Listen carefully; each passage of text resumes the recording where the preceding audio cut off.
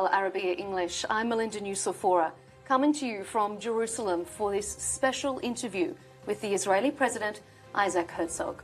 President Herzog, thank you so much for your time on Al Arabiya English. Thank you very much. It's a great honor to appear for Al Arabiya. We're sitting down here in Jerusalem at a time of another flare-up in regional tensions. We're seeing Iran again resuming the targeting of some vessels in the Strait of Hormuz.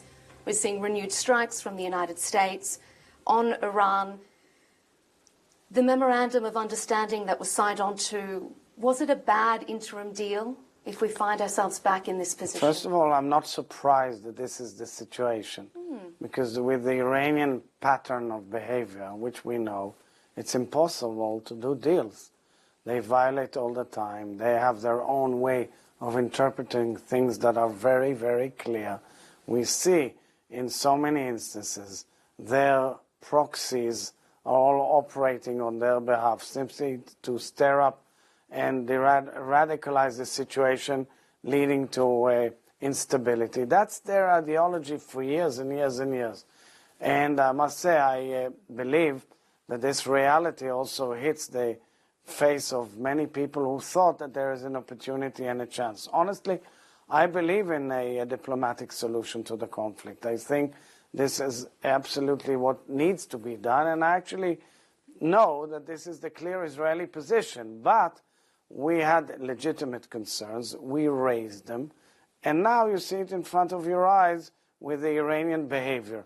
I'm happy that the American reaction is firm and clear, so that everybody understands, especially the Iranians, that they cannot goof here, and they have to go back on track if they really want to implement a venue of exiting from the war.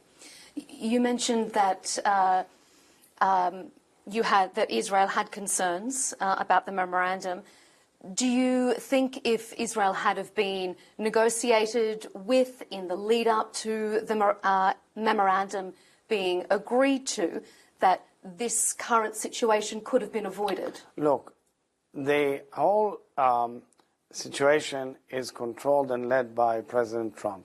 And I trust him fully on this. And I believe that it is an American-led situation, meaning the Americans have to deal with it with their allies as well.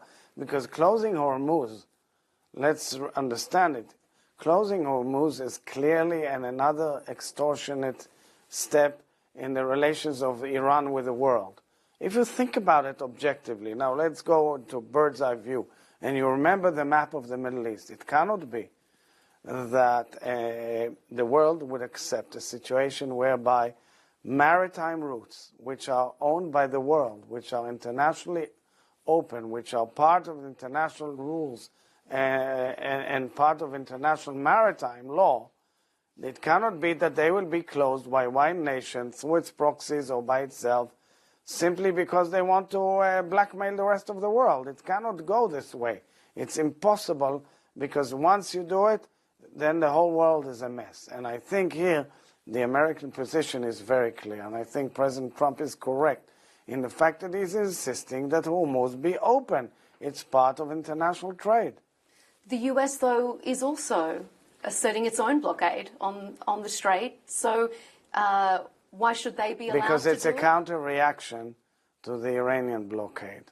And at the end of it all, it's quite clear that free maritime is something of as an essential element in world affairs.